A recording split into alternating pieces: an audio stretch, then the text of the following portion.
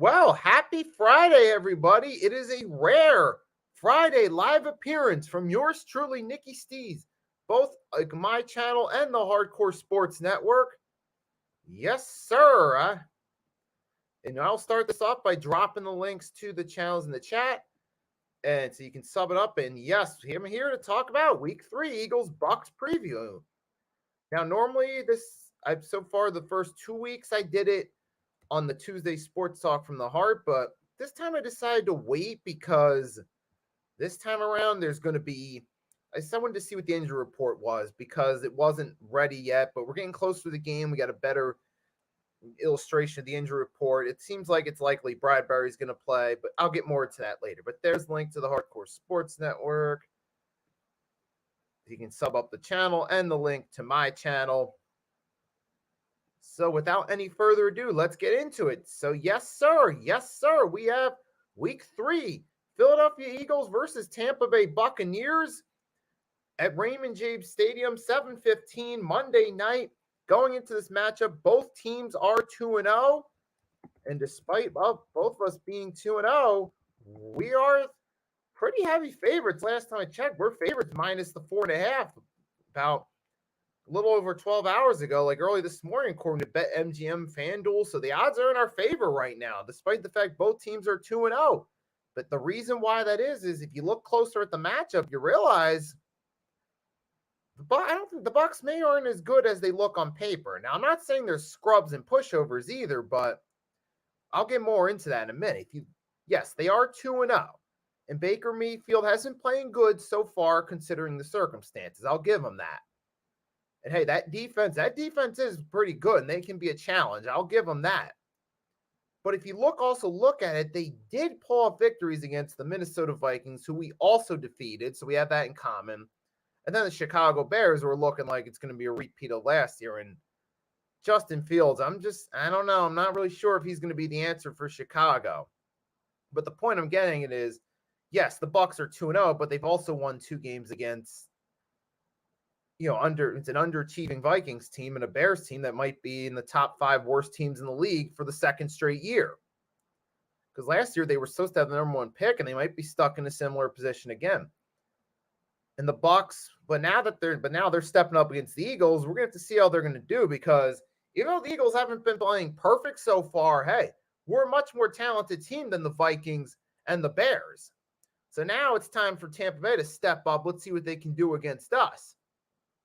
I mean, sure, they have won the last 4 meetings against us, including the playoff game in 2021, but those are different circumstances. Those don't matter right here. So I'm not even going to get into the history of that because that don't matter. It's 2023. And you got the Buccaneers with Baker Mayfield. Todd Bowles, their head coach, a good defense. Mike Evans, who, let me just put it out there. If you're talking future Hall of Famers that are playing currently, you got to consider Mike Evans, because this dude has had 9 straight full seasons, 1,000+ receiving yards. Okay, that dude is a stud, and if you ask me, a future lockout for Canton for being able to pull that off. So he's obviously their most dangerous weapon, and Baker's gotten comfortable with him through those first couple games. So that's going to be a key factor there in this one too. And also a key factor we got to consider with the Bucs defense is, I mean, considering the Eagles have Jalen Hurts hasn't been playing perfect, this is going to be a tough matchup. Big test for Hurts to step up, because now he's stepping up going against that Bucs team there who's got a good defense. But on the flip side of that, we have weapons on the offense. We have guys like Devontae Smith, A.J. Brown, and Dallas Goedert on our side. And not to mention, you have DeAndre Swift in the backfield, and Kenneth Gainwell is going to be back, which I'll get to that more in a second. But the point is, this is a much more loaded offense than what the Bucs defense has faced so far as well. So that's another thing you got to factor on the flip side. So, yeah, on paper, this looks like defensively a pretty even matchup, and the Bucs are a pretty good defense. But at the same time, we are a stronger offense than the other two teams the Bucs have faced. So I also feel confident that we can do more than the Vikings and the Bears going against that team in this matchup.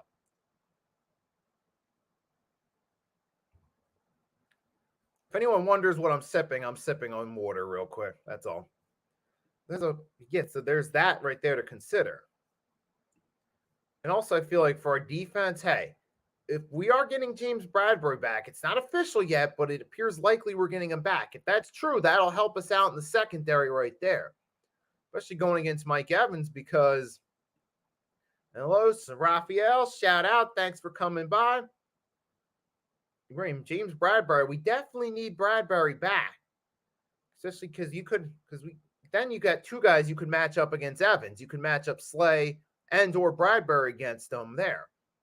And we know with Avonte Maddox being out possibly for the season, it's going to be right. Obviously, you're going to be down a key guy on our secondary. We're definitely going to need all the help we can get. And Darius Slay, he's been balling out so far through a couple weeks, and I give him that. Especially week 1, he was balling out. But also at the same time, we need more than just Darius Slay in that secondary. We can't just rely on him all season while the rest of our guys are getting burnt. So we definitely need healthy guys in there. And James Bradbury is definitely a key piece that we need. So hopefully he'll be back there. And like I said, you also got another guy you can match up against Evans. There's two guys you can match up against him in Slay or Bradbury, or as I call it, Slayberry Island. Oh, yeah, but yep, that joke's back, folks. But yes, there's one key piece right there. Another thing is, too, with injury report, Kenneth Gainwell, it's pretty much all but confirmed he's going to play Monday. So now here's the thing, because remember, DeAndre Swift, his performance against the Vikings, he was getting those carries mainly because, Kenneth Gainwell wasn't there, whereas week 1 when both were healthy, they went with Gainwell as the number 1 back. But that's not going to work this time around, personally. I think, personally, you got to go, even with both guys healthy, you got to go DeAndre Swift as your number 1 back. Because you saw week 1 versus week 2 with our offense, how we looked with Kenneth Gainwell getting the number 1 back carries versus DeAndre Swift getting the number 1 back carries. Swift was clearly the more effective back. That's no disrespect to Kenneth Gainwell, but if you saw the 2 games, week 1 against the Pats, week 2 against the Vikings, clearly the offense was doing more giving the ball to Swift. And Swift went for nearly 200 yards. You definitely got to give him the carries in this one. And you can definitely incorporate Gainwell, mainly in short yardage situations. But you got to go with Swift, DeAndre Swift as your number 1 back. You saw what he can do in that role. Keep feeding him the rock. And that's going to be one of my keys to victory when we get to that part later. So it's good that we're at least getting some guys back, though. That'll help us out. Kenneth Gainwell, he can still add a bit to the run game. Wow.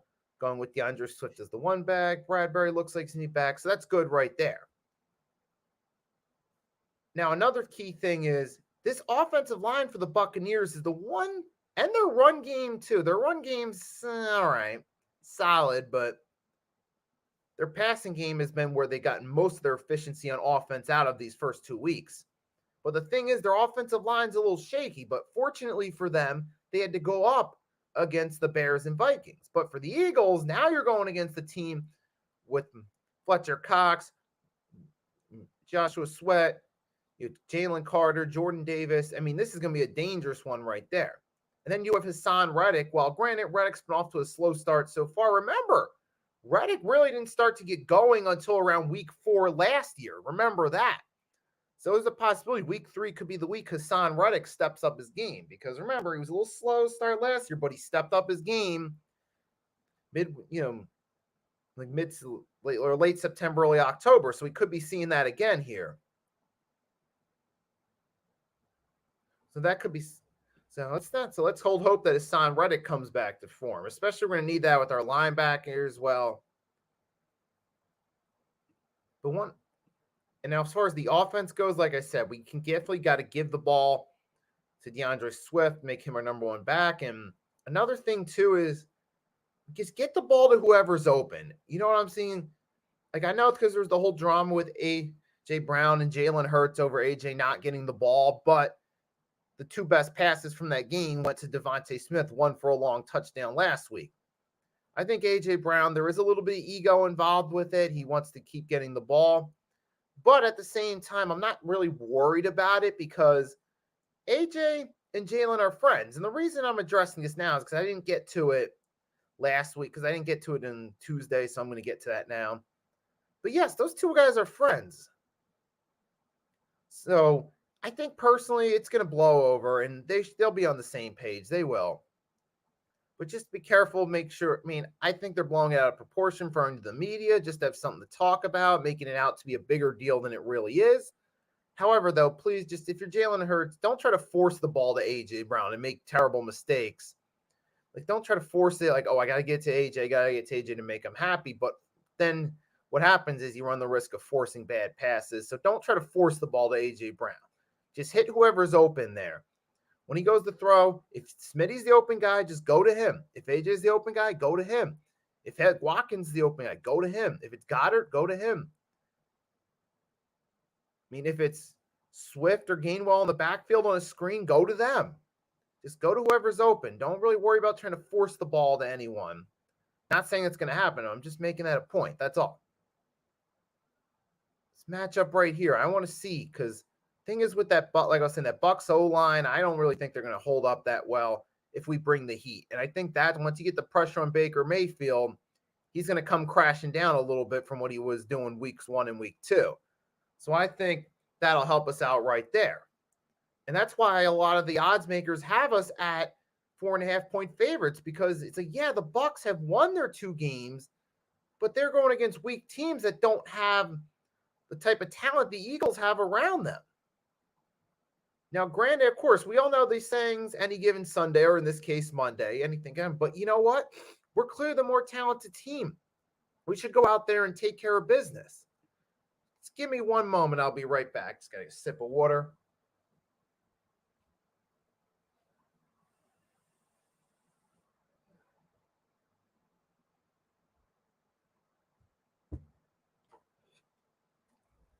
All right, I'm back now. And now we're going to go over the injury report a little bit. Let's go over the injury report and see where we stand as of Friday.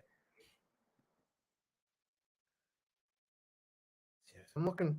I'm scrolling, looking for the latest injury. Okay, got Fox Sports 18 hours ago. Okay, that's a most recent one. So I'm going to look at that right there. And I'm just laughing at the side story. It says, next story. Travis Kelce, Taylor Swift dating rumors are 100% true per Jason Kelce. Hey, you know what? I personally don't care. I mean, it's none of my business. All I can say is if Travis is happy doing so, good for him. I mean, I'll just leave it at that. But hey, we got some Eagles Buccaneers to talk about, so let's get to it. I mean, I don't know what's going on with you guys, if you're going by slow or not, because my screen's running a little slow. I don't know if that's affecting my voice in the video and affecting reaction time, but all right, let's get to it. So Eagles injuries, you got Kenneth Gainwell. As of right now, it's not sure, but he is likely. He'll at least be in the game, but he does have a rib injury. Boston Scott, unknown. He's not participating. I don't see him coming back. Quez Watkins, not sure. Bradbury, nothing's been officially confirmed yet, as you can see. Reed Blankenship, unknown. Zach Cunningham, unknown. Jordan Davis, unknown, but he'll probably play. Some of these guys that are at least participating, practice like Sweat, Davis, Cox, they'll probably come make it game time. I think Devontae Smith, he'll probably play. So, I mean, it looks a lot scarier, I think, than it really is. For the Bucs, Carlton Davis. It might be this, then Vita Vea's got a pectoral. Because I was about to mention in my keys to victory, we got a double team Vita Vea. Because that Vita Vea guy, when he's on the field, he is a difference maker for that Bucs defense. A lot of people don't realize just how strong he is. I mean, they look at the fact he's only one Pro Bowl nod, kind of let that, and they kind of let him slip through their mind like, oh, well, he's solid. No, that dude is a wrecker on that defensive line. He's a difference maker for them. Sure, his Pro Bowl nods may not reflect it, but he is. And Ryan Neal, safety, unknown, limited from participation. Got Khalid Kancey, defensive line. And he's probably not going to play, most likely. The same thing with linebacker Servotia Dennis. Hamstring injury, did not participate. I think in the Bucs defense is banged up. Some of their guys might not be playing, but then again, some of them might. And the same goes with us. So some of the guys on that injury report, they might still be playing. But yeah, that's where the injury report stands at now. So for us, they haven't officially confirmed anything yet. But it does seem like it's likely, though, that that Bradbury will be playing. And it's likely that Gainwell will be playing. I hope that's true, but either way, we're not going to know for sure until Monday night. But now we're going to get to the end of this right here. We're going to go through the keys to victory. So I'm going to go through my keys to victory and then close it out right here. I'm also going to encourage you guys to drop a score prediction in the chat right here for what you got in this one. Now, so my keys, so we're going to go through the keys to victory. One of the keys to victory I alluded to earlier was blitz. Okay, blitz. Get at Baker Mayfield. You got the talent there on the defensive line. The Buccaneers have a questionable offensive line. You get to him, get to Baker Mayfield, get a few sacks, force him to make throws he doesn't want to make. Force him to make those throws he's unsure about. He'll make him force him to make those unconfident throws, and trust me, he'll fall off. He will. He'll falter. That's one key right there. So if you can do that, you minimize his efficiency and force him to make mistakes. You can get the team off the field, give the ball back to the offense. Maybe get some sacks, maybe get some fumbles too, because we've gotten several fumbles too. So sure, Baker hasn't turned over the ball yet, but if he faces that type of pressure he hasn't faced yet, this could be the week he makes that first turnover. So I think right there, that's one thing right there. Definitely get to him. And I get a feeling if we get to him, he'll have at least his first, maybe his second turnover, or even third possibly of the season. But I'm thinking we'll at least get one turnover on Baker at least. Another key to victory is we got to keep that defense healthy. It is. Because we saw last week against the Vikings, late in the game when some of our defensive players were, when we lost Avonte Maddox, you saw it started to catch up to us, particularly our secondary, being Slade the only real reliable option we had. They were getting to us late in the fourth quarter, and they narrowly, they made it a narrow loss and nearly came back. And then, right, so we got to keep that defense healthy. It's just not just for this game, but throughout the season period, especially in this matchup. And if it's true that Bradbury's coming back, look, we could definitely use him, but we got to stay healthy. We can't afford to be losing guys due to injury because that's not going to bode well here for our defense. So we got to do that. Another key is simple. Play disciplined football. Look, that just means, simply put, don't make stupid penalties. Don't overthink and make terrible decisions. Make smart play calling. You know what I'm saying? That's just basically the basics to playing disciplined football, and that's always a key. Another key, I alluded to it earlier, is on offense when running the ball, give DeAndre Swift the rock. Give him the ball. Let him be the number one back. Let him take on those number one carries. Because if you do that, look, he'll be more effective as the number one back than Kenneth Gainwell. I mean, no disrespect to Kenneth Gainwell, but DeAndre Swift is clearly the better number one back. You saw it last week. So definitely make him the number one back in this situation for sure. Another key to victory is, look, when passing the ball, just go to the open receiver. Don't try to force the ball to A.J. Brown just to keep him happy. I mean, I understand he's a key part of this offense. You want him to stay happy so he can be here. But when the time comes, encourage A.J. Brown to do his thing to get open so that way the ball will go his way. And when he's open and when it's it's the right call, just release the ball, give it to him.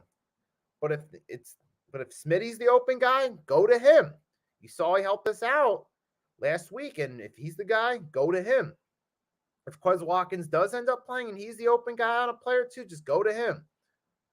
Maybe encourage him to fall on the ball where he catches it so he doesn't fumble, but that's another point. But dude, just go to the open. As long as Quez Watkins doesn't fumble and he's open, go to him.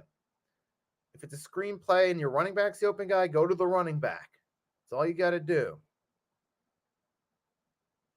So for the Eagles in this matchup, I mean, those are some of the main keys right there. Obviously, recap. Got a blitz right there. Keep that defense healthy. Play some disciplined football. Give DeAndre Swift those number one carries and just go to the open guy. Don't try to force passes. And just general for Jalen Hurts. Don't try to force anything. Just his ability to remain calm under pressure last year, ability to read the field and find his guy, helped us out last year. Just do that again. Don't try to make plays, try to force anything. Don't try to play hero ball. Just make the plays you need to make, and it'll work out. Then another key, if Vita Vea does play, you got to shut him down. Maybe you have to double team him right there to minimize his efficiency on right there. But you got to do what you got to do to keep, if he does play, Vita Vea's efficiency to the minimum, because he is a vital piece right there to them. So definitely have a game plan set on the offensive line to shut him down if he plays. So those are my keys to victory for this matchup right here. So if you guys are still here, if you made it this far in the video, feel free to drop a score prediction in the chat. Or if you're catching this on the replay, you can drop a comment in the comment section. Give me your score prediction for this week 3 matchup. Now I got us winning this matchup by a score of, say, 30-16. I think that, that our defensive line will be too much of a match for the Bucs. I think Baker will get exposed. He'll come back down a little bit. You'll realize that he's just an overall average quarterback. And I think for us right here on offense, I think our defense will get at least 1 turnover, maybe possibly 2. Could help set up a few scoring drives. I think you give DeAndre Swift the rock. That'll help us move the ball downfield. Maybe a few field goals from Jake Elliott thrown in the mix. Maybe a touchdown pass or 2 as well. Maybe you get to Smitty, maybe AJ, maybe Goddard gets in on it. But you know what? I'm thinking we get this win, maybe 30-16. Maybe the Bucs will keep it close at some point. Or maybe we'll start off close and then we'll pull away as the game goes along. Or we'll start off strong and the Bucs will maybe put up a little bit of a fight lead and make it close, one or the other. But I still see us getting the win and moving on to 3-0. But I'm looking forward to just getting this matchup over with, get this W, move on to 3-0, keep momentum going our way. And the Giants already lost, so that means they're at the bottom of the division after a loss to the Niners, and they look like they're in trouble. You also still got the Cowboys here. But the Cowboys are playing the Cardinals. That should be an easy win for them to go to 3-0. So you're probably expecting the Cowboys to win, so it's important for us to win. Got Commanders are playing Buffalo. They'll probably come crashing down, take their first loss. But I feel like we should at least get the win so we can stay tied at first with the Cowboys, because I feel like they're going to beat the Cardinals. So, yeah, I definitely think it's important to get the win, help us stay at top of the NFC East, because it's going to come down to us and the Cowboys again. It is. So it's important to win as many games as possible so we have that advantage similar to last year, especially for us as our schedule gets tougher as the season goes along. Let's just get this win against the Bucs, the point I'm getting at, all right? So to everyone that tuned in, I want to say thanks for tuning in. I hope you enjoyed this episode right here. If you haven't done so already, drop a like, subscribe to both my channel and the Hardcore Sports Network. One last time, I'll show the links. That's to the Hardcore Sports Network. Then to my channel over on my channel. You can sub them up. You haven't done so yet. So yeah, everyone in the watch, of course, thank you. Have a great weekend. Stay safe. You're going to go out and have fun. Do so safely, especially if there's alcohol involved. Call an Uber, Lyft, taxi, or have a designated sober driver. Fly, Eagles, fly. And until next time, Nicky Stees signing off.